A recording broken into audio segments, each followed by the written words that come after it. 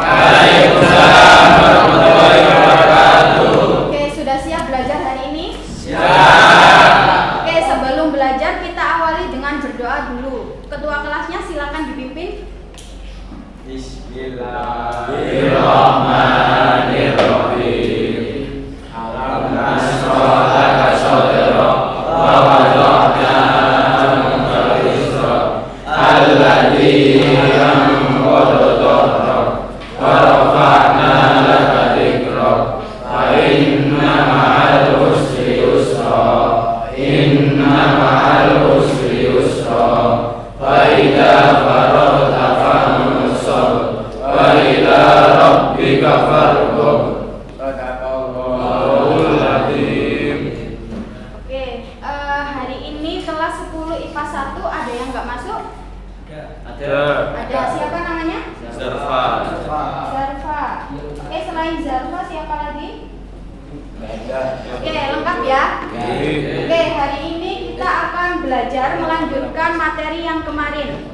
Nah, ada yang masih ingat nggak minggu kemarin kita belajar apa aja? Ya, betul. Jadi kemarin kita belajar dasar-dasarnya algoritma dan flowchart. Nah, ya, hari ini kita melanjutkan materi yang kemarin. Jadi kalau kemarin kita belajar dasarnya saja, hari ini kita belajar agak yang lebih rumit lagi dari algoritma. Nah, di sini Ibu sudah menyajikan PowerPoint algoritma, struktur percabangan dan perulangan. Jadi di dalam algoritma itu sebenarnya macam-macam strukturnya banyak sekali. Tapi di sini Bu Rahma ambil yang dasarnya saja supaya nanti teorinya bisa dipakai untuk praktek. Oke. Nah, yang pertama kita belajar struktur percabangan atau kondisional. Untuk pengertiannya sendiri seperti ini. Percabangan merupakan suatu eksekusi pada algoritma yang dia memiliki nilai benar atau salah pada suatu kondisi. Nah, di buku sampean halaman 170 bisa dilihat di situ ada simbol yang namanya decision. Bentuknya apa di situ? Ya, betul, bentuknya flowchart percabangan itu adalah belah ketupat yang namanya decision di situ atau percabangan. Nah, suatu percabangan yang bentuknya belah ketupat seperti ini, dia itu bisa bernilai benar atau salah. Nah, sebagai contoh, kelihatan ya semuanya ya. Oke, di situ ada bentuknya belah ketupat dan bertuliskan umur lebih dari sama dengan 15 tahun. Nah, suatu percabangan dia itu kemungkinannya ada dua, bisa bernilai benar, bisa bernilai salah.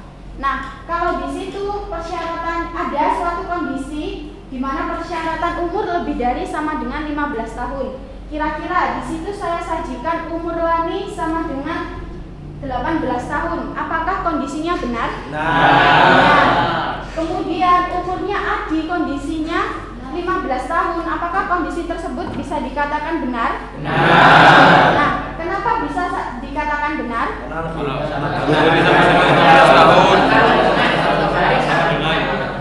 Ya, betul. Karena di situ saya memakai operator lebih dari sama dengan, maka 15 masih termasuk. Jadi kondisinya bisa dikatakan benar. Nah, kalau umurnya Beno 14,5 tahun, kondisinya Nah, seperti itu. Jadi percabangan itu adalah suatu kondisi yang bernilai benar atau salah, atau dia bisa dituliskan berbentuk yes atau no. Oke, sebelum saya lanjut, ada yang belum paham? Oke, paham ya?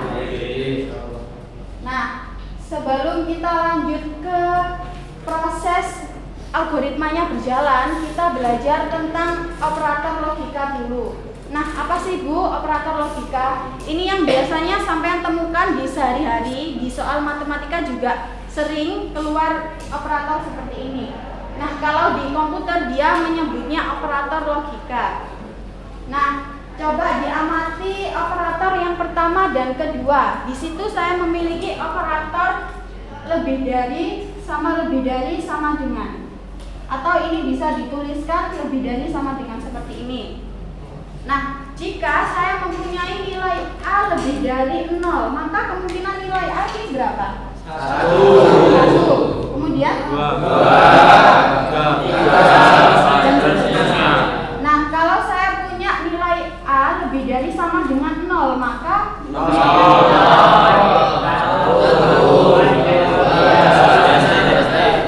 Oke, sampai sini paham ya perbedaan lebih dari sama dengan. Ya, jadi kalau ada sama dengannya, yang 0 ini juga termasuk. Paham ya? Nah, oke, selanjutnya simbol atau operator logika yang ketiga dan keempat ada yang namanya kurang dari sama dengan. Nah, prinsipnya sama, cuma di sini kebalikannya dari tadi. Kalau saya punya nilai A kurang dari 5, maka kemungkinan nilai A berapa?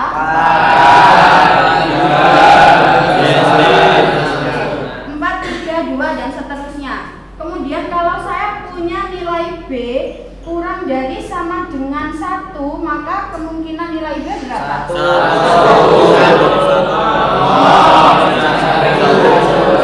Oke, sampai sini paham ya?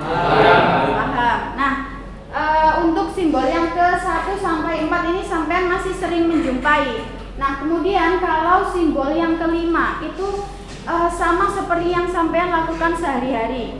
Dia itu keterangannya di situ sama dengan, tapi kalau di pemrograman dia itu penulisannya 2 kali. Jadi tanda sama dengan ini ditulis 2 kali. Nah, kalau saya punya seperti ini, nilai A sama dengan bilangan genap. Seperti ini kondisinya. Kemudian saya masukkan nilai A sama dengan 21. Kira-kira kondisi ini benar apa salah? Salah. Kalau nilai A 20, benar apa salah? Oke, kondisinya benar. Sampai sini paham ya penggunaan operator sama dengan. Nah, selanjutnya yang bawahnya ini kebalikannya sama dengan. Dia adalah operator tidak sama dengan yang penulisannya adalah tanda seru dengan tanda sama dengan. Ini bacaannya tidak sama dengan. Misalkan ada suatu kondisi nilai B tidak sama dengan bilangan genap. Nah, kemudian saya masukkan kalau nilai B ini 2, maka kondisinya benar apa salah? Salah, karena tidak memenuhi kondisi yang pertama. Kalau saya memasukkan nilai B itu 1, maka kondisinya benar, karena dia sesuai ini. B tidak sama bilangan genap, maka nilai B itu bilangan ganjil. Sampai sini ada yang masih belum paham? Oke, saya lanjutkan ya. Nah, jadi operator-operator yang kita pelajari ini kita gunakan nanti untuk membuat flowchart percabangan. Nah, selanjutnya saya punya sebuah operator yang menghubungkan 2 kondisi. Saya punya suatu permasalahan seperti ini. Di sini ada operator 3. Yang pertama namanya N, yang kedua OR, dan yang ketiga NOT. Kita akan perdalam ke 2 operator yang pertama. Nah, operator N dia itu penulisannya simbolnya seperti yang saya sajikan di atas, seperti ini N. Nah, kalau OR dia itu seperti garis sejajar. Nah, perbedaan penggunaannya itu apa, Bu? Kalau N dia itu ada 2 kondisi yang dihubungkan dan dua-duanya harus dipenuhi. Kalau OR dia itu kondisinya boleh satu saja yang dipenuhi, boleh dua-duanya dipenuhi. Sebagai contoh, saya punya kondisi yang pertama. Seorang santri yang ingin balik ke pondok, syarat pertamanya dia harus vaksin 3 kali. Kemudian kondisi yang kedua, dia harus rapid test. Nah, sekarang kalau saya punya statement gini, seorang santri yang ingin kembali ke pondok, dia harus vaksin 2 kali dan harus melakukan rapid test. Maka jika santri tersebut hanya vaksin 1 kali dan sudah rapid test, maka boleh nggak masuk pondok? Tidak boleh karena tadi saya menggunakan operator N. Jadi operator N atau AND ya tulisannya itu harus dua-duanya dipenuhi. Paham ya? Nah, sekarang kalau operator OR. Di sini tandanya adalah garis sejajar. Saya pun tadi masalahnya seperti ini. Suatu santri yang pengen balik, ternyata dia cuma vaksin 1 kali, tapi sudah rapid test. Kira-kira kalau saya pakai operator OR, santri tersebut boleh masuk pondok nggak? Boleh. Boleh. Jadi sampai sini paham ya perbedaannya on N dan OR? Ya, kalau N dua-duanya harus dipenuhi, kalau OR 1 saja boleh dipenuhi. Oke, ya. Jadi bisa di bahasa Indonesia kan juga kalau N itu dan. Jadi kalau kita memakai dan itu dua-duanya berlaku harus dipenuhi. Kalau kita pakai atau itu salah satu saja boleh. Oke, sampai sini ada yang belum paham? Paham ya? Yang not belum paham. Oke. Nah, not ini sama halnya dengan penggunaan ini. Tidak sama dengan. Jadi tanda not itu adalah operator yang digunakan untuk membalik suatu keadaan. Misalnya A, saya punya nilai A tidak sama dengan 2. Berarti kalau di sini A saya isi 1, benar nggak? Benar. Jadi kalau kondisinya ada tanda not atau tanda seru ini, dia itu untuk menolak suatu keadaan. Kalau di sini keadaannya A itu 2, A tidak sama dengan 2, maka nilai A sebenarnya tidak boleh 2. Paham ya? Sama seperti tadi. Kalau saya punya B tidak sama dengan bilangan genap, maka nilai B ini selain bilangan genap. Paham ya? Jadi tanda not itu untuk membalik suatu keadaan. Paham sampai sini? Paham. Nah, oke, next kita belajar percabangannya. Nah, tadi kita belajar operator-operator yang bisa digunakan di suatu flowchart atau algoritma. Nah, sekarang kita kembali lagi ke materi percabangannya. Kalau tadi percabangan itu bisa bernilai apa? Iya, benar atau salah, atau bisa dituliskan yes or no. Nah, cara pembuatan flowchartnya seperti ini. Jadi kemarin kita sudah belajar flowchart itu harus diawali dan diakhiri dengan simbol apa namanya? Iya, betul. Ya, jadi harus dimulai dan diakhiri dengan simbol terminator seperti yang saya sajikan di atas. Nah, kemudian ketika ada suatu kondisi, dia harus menggunakan belah ketupat karena ini termasuk percabangan.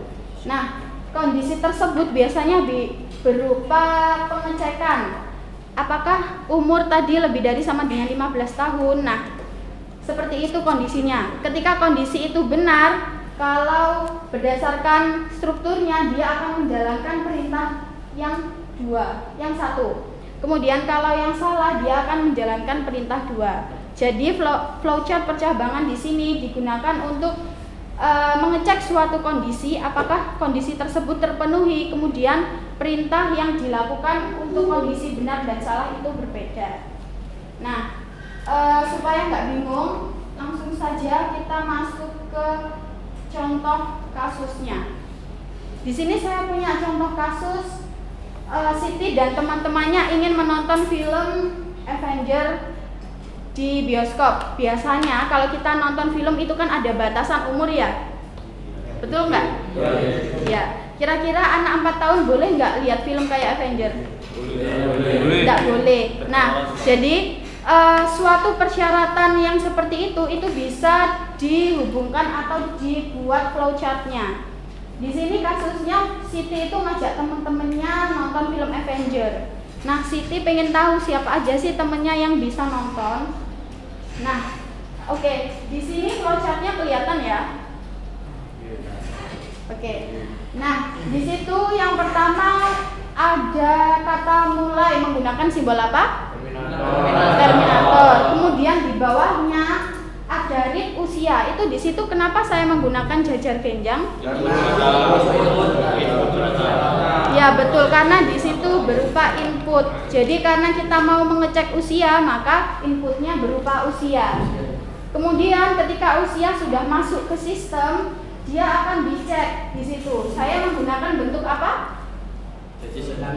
Iya, ya betul. Di situ bentuknya decision atau percabangan. Nah, kondisinya usia lebih dari sama dengan 17 tahun. Jika dia benar kondisinya lebih dari 17 tahun, maka dia boleh menonton atau keluar tulisan silakan menonton. Kalau salah, maka Anda tidak boleh menonton, tulisannya seperti itu. Kemudian flowchartnya selesai. Jadi jangan lupa kalau flowchart itu selalu diawali dan diakhiri dengan simbol terminator. Oke, sekarang kembali lagi ke kasusnya. Berdasarkan flowchart di samping, siapa saja yang dapat menonton film? Oke, kira-kira Ayu boleh nggak nonton film? Boleh. Ya, Ayu umurnya 17 tahun, boleh nggak?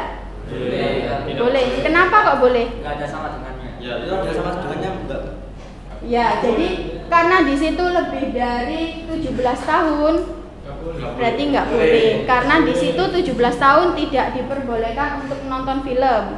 Ya, jadi operator logikanya yang digunakan lebih dari saja. Nah, kemudian Siti umurnya 18 tahun, boleh nggak? Boleh. Kemudian Baju 19 tahun, boleh. Jika 16 tahun, boleh. Kemudian Ajeng 20 tahun, boleh nggak? Boleh. Oke. Nah, next saya punya contoh kasus satu lagi contoh kasus suatu percabangan.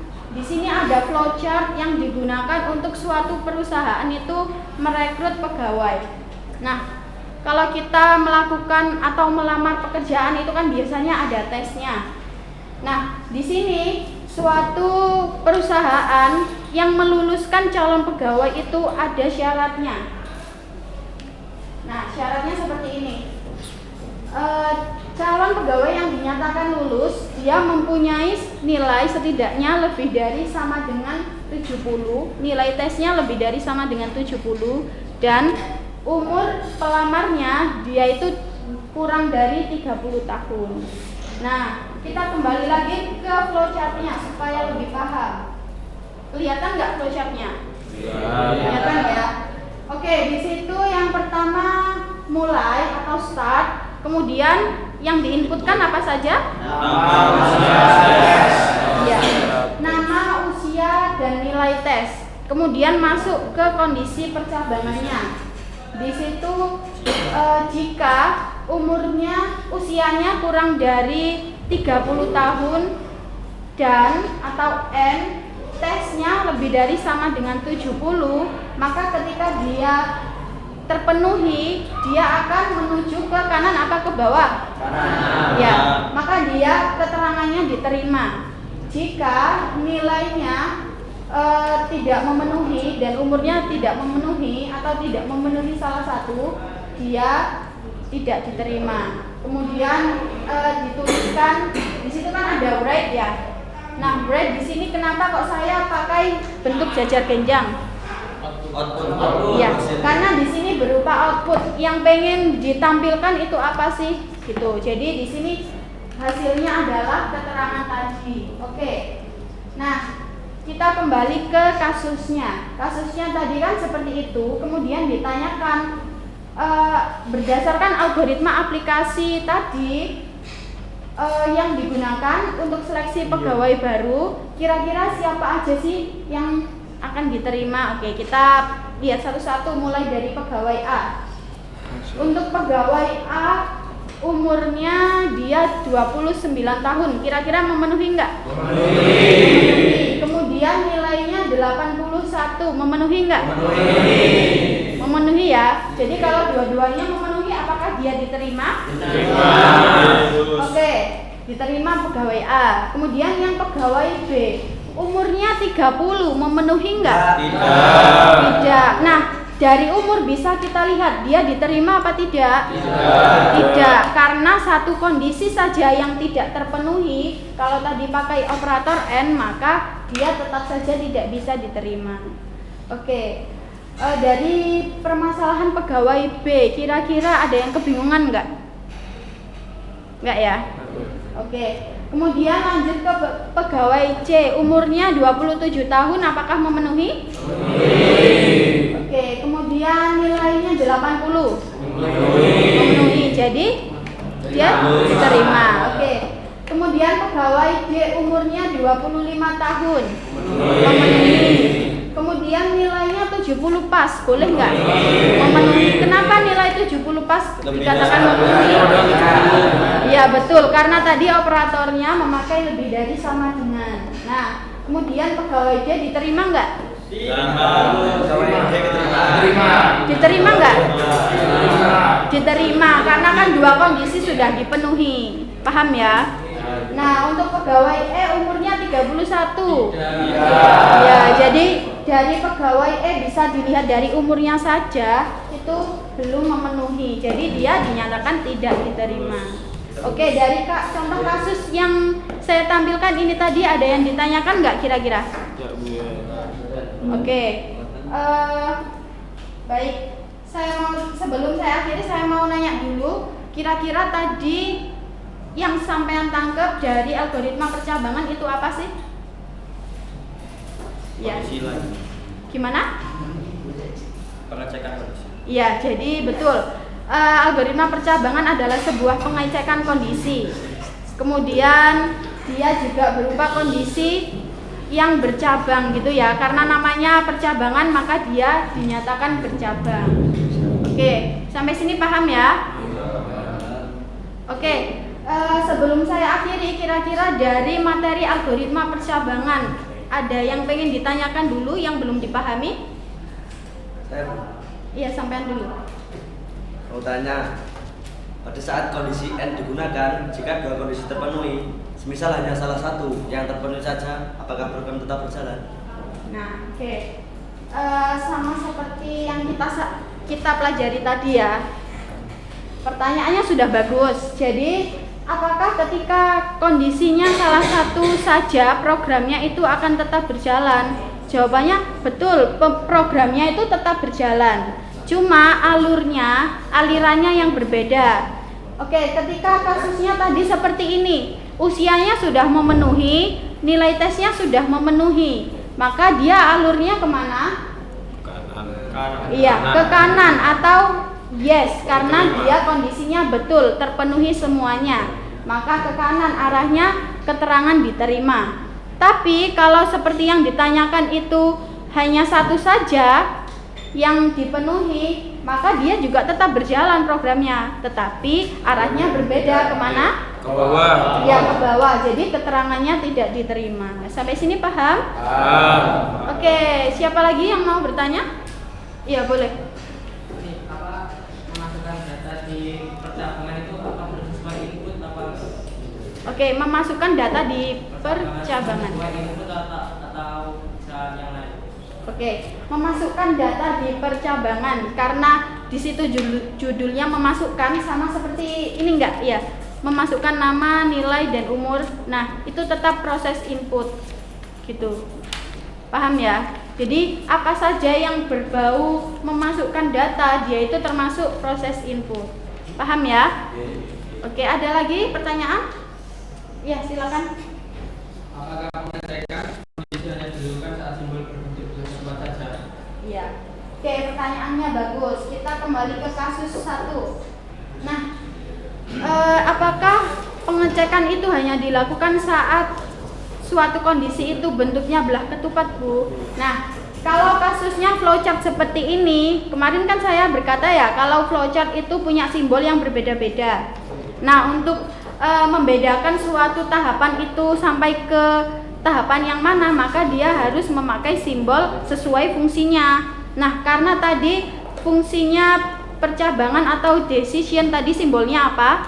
Ya, belah ketupat. Jadi setiap ada bentuk belah ketupat itu pasti dilakukan suatu pengecekan gitu. Paham ya? Ya. Oke, sampai sini ada yang ditanyakan lagi? Oke, untuk hari ini kita belajar sampai di kasus percabangan dulu. Next time kalau kita ketemu di minggu depan kita belajar struktur yang selanjutnya, temennya percabangan yaitu perulangan. Oke, jadi praktek yang akan kita jalankan itu menerapkan algoritma-algoritma yang kita pelajari hari ini. Oke, sebelum saya akhiri, saya mengucapkan terima kasih karena sudah semangat. Mohon maaf jika ada salah kata. Wassalamualaikum warahmatullahi wabarakatuh.